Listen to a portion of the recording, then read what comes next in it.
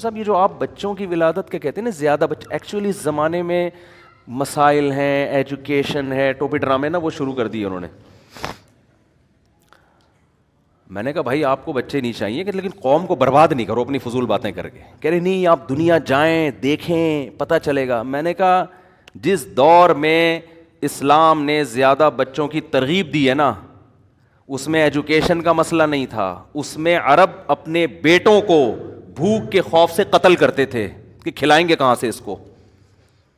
اس قوم کو کہا جا رہا ہے کہ نسل بڑھاؤ. تو یہ سارے فضول باتیں ایک طرف ہو گئی. آپ کے پاس کھانے کو روٹی نہیں ہے، دو بچے آپ سے پل نہیں رہے ہیں، جو اسلام بتا رہا ہوں میں آپ کو سمجھ میں آئے نہ آئے یہ آپ کا ہیڈک ہے، آپ نہ مانو اس کو، آپ چھوڑ دو اسلام کو، گورنمنٹ کی طرف سے کوئی پابندی نہیں ہے.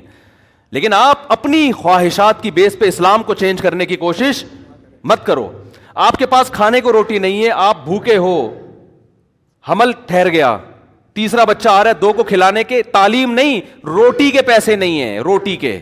شروع میں روحانی عاملوں کا ذکر آ گیا نا، میرا میٹر شارٹ ہو گیا، پورا بیان اسی سٹائل میں ہوگا، ورنہ اچھا بھلا ہنس کھیل کے ہمارا بیان چلتا ہے. تو بلڈ پریشر ہائی ہو گیا تو اب ساری سیٹنگ پورے بیان کی. کتنا اچھا پچھلے ہفتے آرام سے میٹھے میٹھے انداز میں بیان ہوا تھا، کیونکہ ابھی ایک بڑے بزرگ کو ہم نے دیکھا کہ روحانی ڈرامے کے ساتھ بیٹھے ہوئے نا، تو اس پہ میں نے کہا یار بس یار اتنے بڑے آدمی کو کیا ہو گیا یار.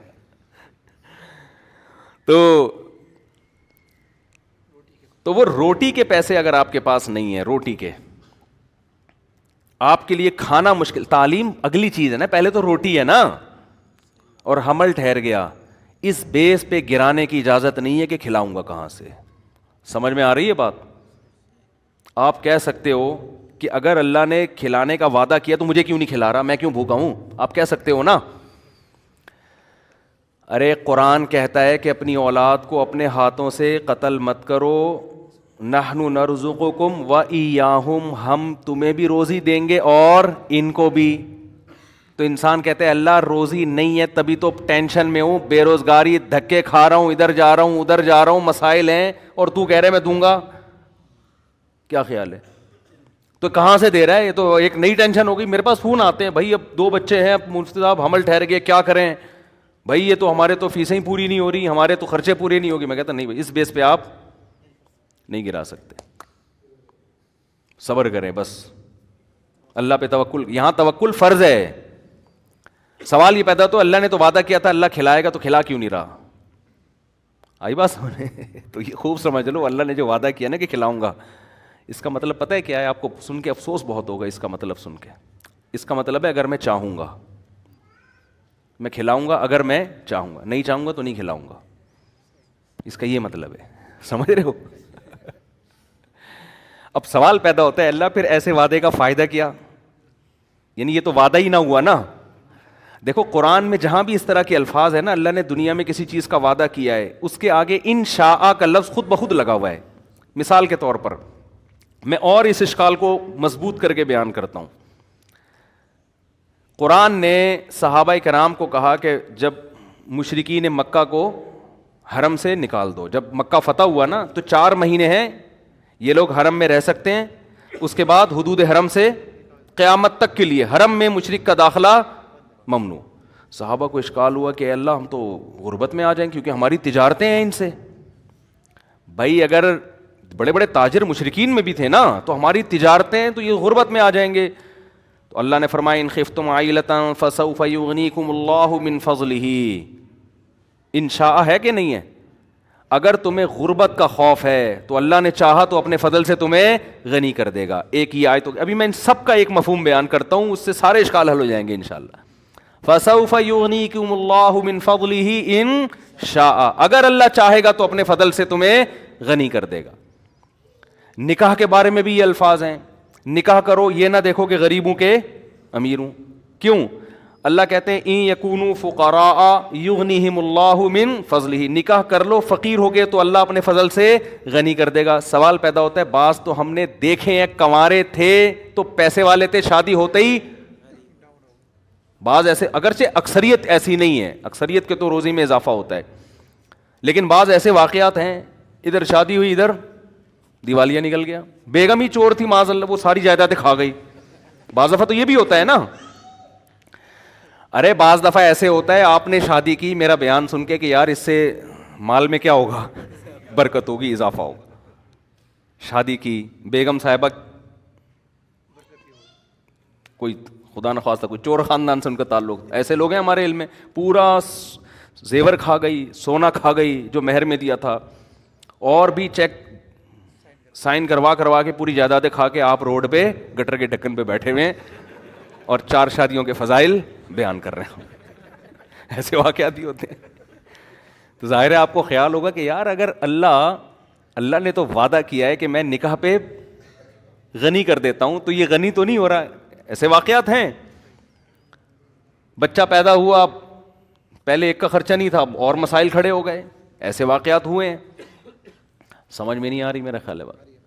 اسی طرح قرآن کہتا ہے وما من دابۃ الا علی اللہ رزقها, زمین پہ کوئی چوپایا ایسا نہیں ہے جس کا رزق اللہ کے ذمے نہ ہو. لیکن ہم دیکھتے ہیں جانور بھوک سے مرتے ہیں.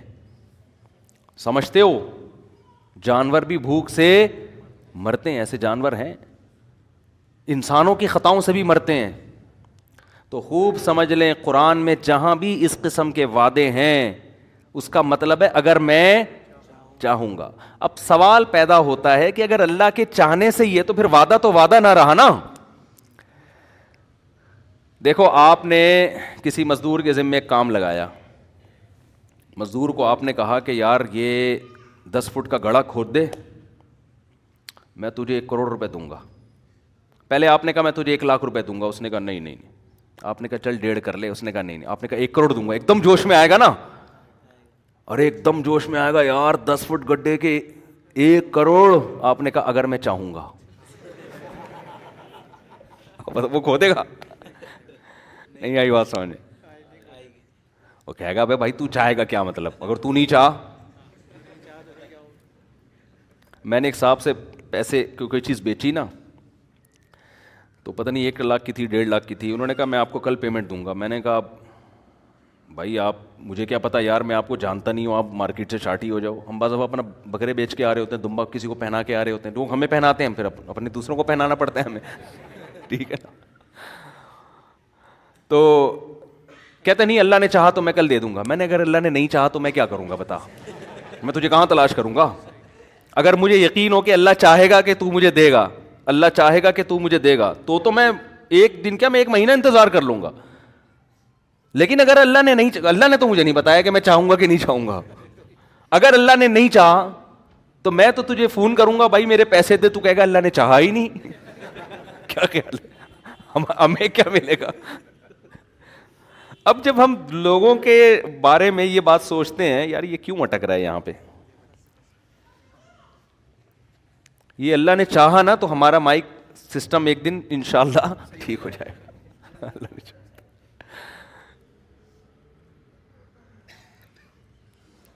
تو اب شکر ہے صحیح ہو گیا, صحیح ہو گیا. بس بیٹھ جاؤ, بڑے خراب نہ ہو جائے. تو اب سوال پیدا ہوتا ہے کہ اللہ نے جو اتنے وعدے کیے, یہ کرو گے تو یہ ملے گا, یہ دنیا کے وعدے, تو اس میں علماء کہتے ہیں ہر وعدے کے ساتھ یہ جڑا ہوا ہے انشاء. اللہ نے رزق کا وعدہ کیا, اللہ کے ذمے ہے, اور اللہ دے گا بشرطے کہ اللہ چاہے گا. تو اب اللہ چاہے گا ہی, پر جب چاہت پر ہی ہے تو پھر مطلب کیا ہوا. تو یاد رکھو یہاں جو اللہ چاہے کا مطلب وہ نہیں ہے جو ہم سمجھ رہے ہیں, اس کا وہ مفہوم نہیں ہے جو ہم کلام الناس میں, عام لوگوں کے کلام میں مفہوم لیتے ہیں. علماء کہتے ہیں جہاں بھی قرآن میں آتا ہے نا, قرآن میں آیا کہ مشرکین کو حدود حرم سے نکال دو, غربت کا خوف ہے تو اللہ چاہے گا تو غربت دور کر دے گا. تو یہاں اصل میں یہ سمجھایا جاتا, نکاح کرو, فقر کا خوف ہے تو اللہ چاہے گا تو فقر دور کر دے گا. یہاں اصل میں یہ فلسفہ سمجھایا جا رہا ہے کہ غنا اور غربت اس کا نکاح سے تعلق نہیں ہے, اس کا اللہ کی چاہت سے تعلق ہے. اگر نکاح اس خوف سے نہیں کیا کہ میرے پاس پیسے جمع ہو جائیں گے, تو اللہ چاہے گا تو ہوں گے, نہیں چاہے گا تو نہیں ہوں گے. تو اللہ کی چاہت حاصل کرنے کے لیے وہ کام کرنا جو اللہ کی مرضی کے خلاف ہو, تو اس میں اللہ کہاں چاہے گا, اور اگر چاہے گا تو تمہارے نقصان کے لیے چاہے گا. پھر وہ سمجھ میں آ رہی ہے بات کہ نہیں آ رہی. اس کا تعلق کیلکولیشن سے, اسباب سے نہیں ہے, اس کا تعلق کس سے, اللہ کی چاہت سے. تو جب آپ کو پتا ہے کہ اس کی جیب سے پیسے میں اس کی مرضی کے بغیر نہیں نکال سکتا, تو اس کو اس کی نافرمانی کر کے اگر میں پیسے نکال بھی لیے میں نے, تو وہ پیسے مجھے راس نہیں آئیں گے, وہ میرے لیے فائدے کے بجائے نقصان. اور اگر اس کو خوش کر لیا اور یہ پیسے مجھے نہیں دے رہا, مجھے پتا ہے یہ غیرت مند آدمی ہے, احسان فراموش نہیں ہے, اس کا مطلب نہ دینے میں میرا ہی فائدہ ہے, یہ مجھے کسی اور طرح سے آزما رہا ہے. سمجھ میں نہیں آ رہی بات, میرا خیال ہے.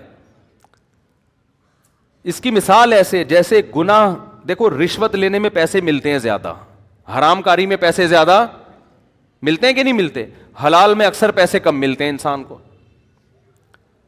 لیکن جب آپ نے ناجائز کر کے پیسہ کمایا اور اللہ نے دیا آپ کو, تو یہ یوں سمجھ لیں کہ یہ وہ مٹھائی ہے جس کے اندر زہر کی گولی رکھ کے آپ کو کھلایا جا رہا ہے. یہ اللہ خوش ہو کے نہیں دے رہا, تو اس میں خیر کی توقع آپ نہ رکھیں.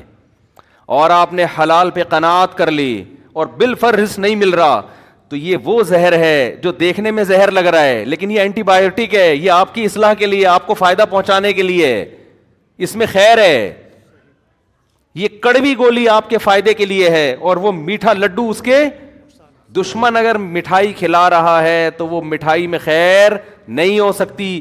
دوست اگر آپ کو کریلے کا جوس بھی پلا رہا ہے تو وہ آپ کی شوگر لیول کو کنٹرول کرنے کے لیے پلا رہا ہے. نہیں آئی بات, میرا خیال ہے سمجھ میں. تو یہ جو قرآن کہتا ہے نا نکاح کرو, اگر غریب ہوگے اللہ مالدار کر دے گا, اس کا مطلب ہے کہ دولت اور امیری کا تعلق اللہ کی چاہت سے زیادہ ہے, شادی بیاہ سے نہیں ہے.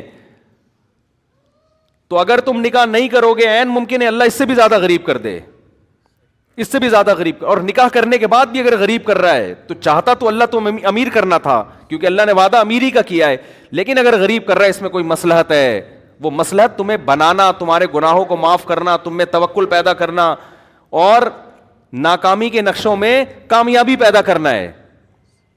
دیکھو اس کی سادہ سی مثال میں آپ کو بتاؤں, قرآن میں اس کی بہت مثال ہے اس فلسفے کو سمجھانے, کیونکہ ایمان سے اس کا تعلق ہے. جب ایمان نہیں ہے تو یہ چیزیں سمجھ میں نہیں آئیں گی. اس کی بہت آسان مثال, موسیٰ علیہ الصلاۃ والسلام کے بارے میں قرآن کہتا ہے کہ فرعون کے محل میں رہ کر بھی انہوں نے اللہ کی اطاعت کی, اللہ کی نافرمانی بولو نہیں کی نا نافرمانی. اگر موسیٰ علیہ السلام فرعون کی بات مان کے چلتے تو فرعون کے محل میں بڑا زبردست ٹھکانہ ملتا آپ کو, کیا خیال ہے, عزت ملتی, شہرت ملتی, سب کچھ. لیکن قرآن کہہ رہا ہے فلما بلغ اشدہ واستوى آتیناہ حکما وعلما وکذالک نجزی المحسنین. جوانی کی دہلیز پر قدم رکھا, ہم نے علم اور حکمت سے نوازا, ہم نیک لوگوں کو ایسے ہی علم اور حکمت